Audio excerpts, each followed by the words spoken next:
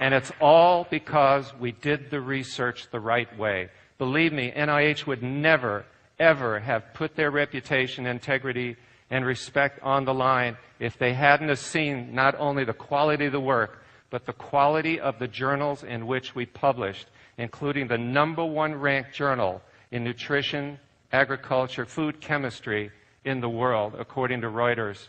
And that was the Journal of Agricultural Food Chem. When we published that paper in those most difficult of journals to get published in, that made a profound impact on their willingness to use U.S. taxpayer dollars to start studying this fruit and to try to understand also why is it that a company like Monavie is growing that fast. There had to be something out there, because I've been at this for over 30 years.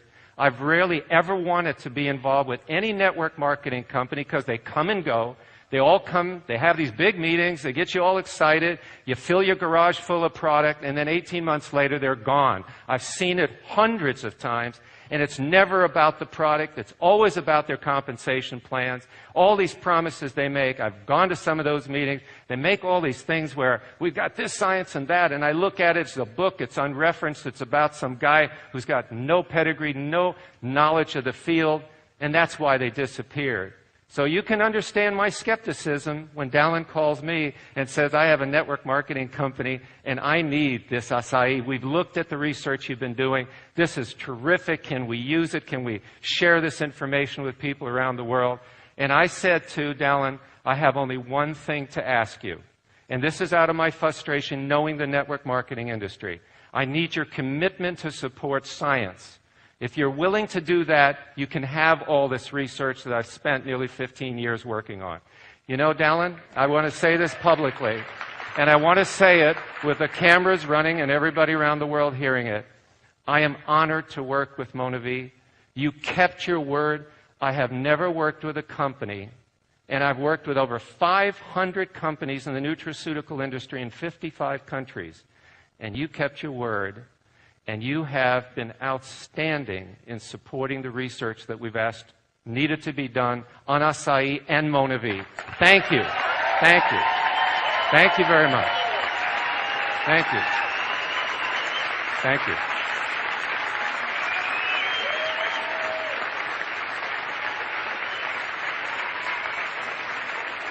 All right. I'm a scientist. I got 18 minutes and 14 seconds to show you what we learned. So here we go, the jet engine. Okay. The first thing we knew when we started was, yes, antioxidants were important. There are today over 250,000 papers published on antioxidants in the scientific literature. And among the top foods that we have are things like blueberries, blackberries. We've even been studying many of the berries in Canada, especially up in some of the Arctic regions, because they're placed under tremendous stress. And as a result, they have to develop chemical defenses to survive. And they can pass that on. And that's why if it's between you and the bear wants those berries, you are not going to get those berries. Okay? There's a reason why. But the trouble is the season's short. The amount of the material is very limited. And there's tremendous variability in the antioxidant activities based on research we've been doing. But the U.S. Department of Agriculture did develop and publish a list starting in 2004 of all of the top foods in terms of antioxidant capacity against the peroxyl free radical. That is the most predominant free radical in the human body. And what we discovered when we got acai was it blew it off the charts. In fact, I'll never forget my day. You've heard it on my tape. You've seen it before. I love describing it because it was one of those moments that every scientist in their life dreams of. It's that call from the laboratory where, Alex, are you sitting down in your chair? I just sent you an email.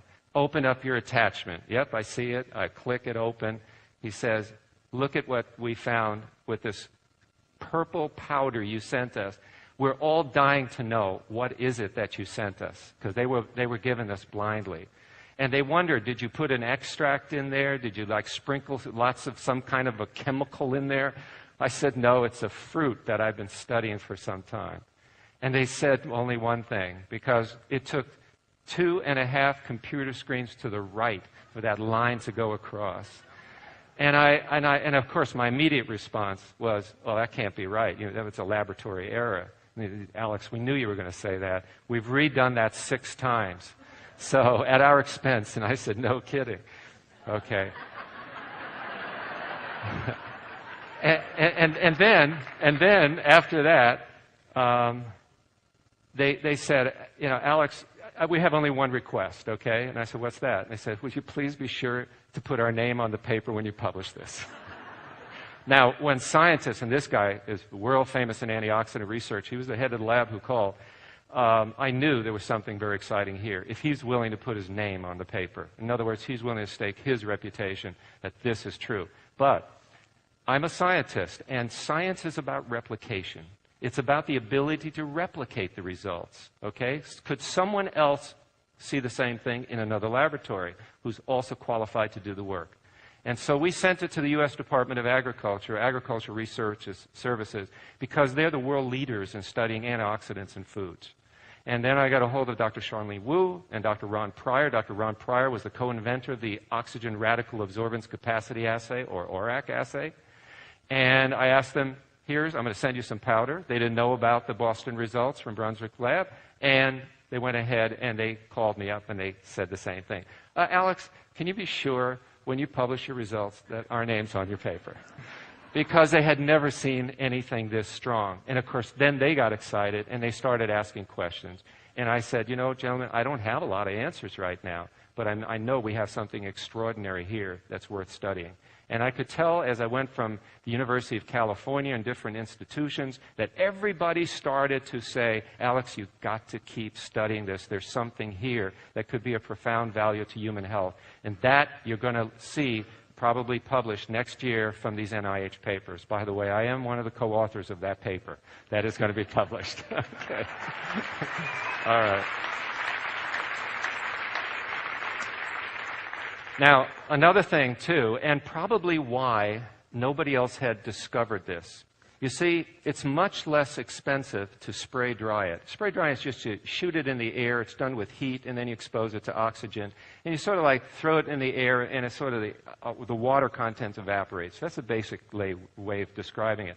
But when you spray dry it, or sun dry it, or use other methods, the antioxidant activity is very, very low. So there's nothing to catch your attention. It's when you lock it in, because in freeze drying we do it in a vacuum.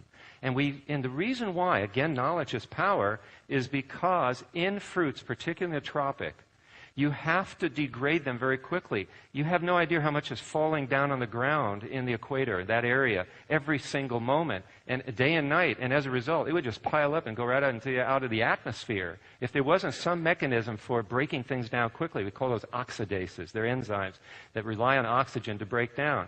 And what we're doing is, in a vacuum, we're locking that in without oxygen, so the oxidases can't get stimulated, so we've preserved all that antioxidant activity. Do you follow? That's in your bottle. You see all that good stuff? Okay. So we can now compare all of these, foods. I mean, the good foods, these blackberries and blueberries and cranberries and all of those things, and we can compare them for moisture content so that we have a fair comparison. We can then look at the total antioxidant capacity and then the serving size, so we have fair comparisons. And what you will see, compared to any food, acai pulp is like way out there compared to anything, 5-6 times greater. Okay. Another thing that we have is that when we're looking at its antioxidant capacity, there are different free radicals in the human body. One of these is really bad. Okay, really, really bad. I mean, this is like a toxic free radical. And when you talk about diseases and things like that, it's always there. There's a lot of this being produced every waking second. And that is the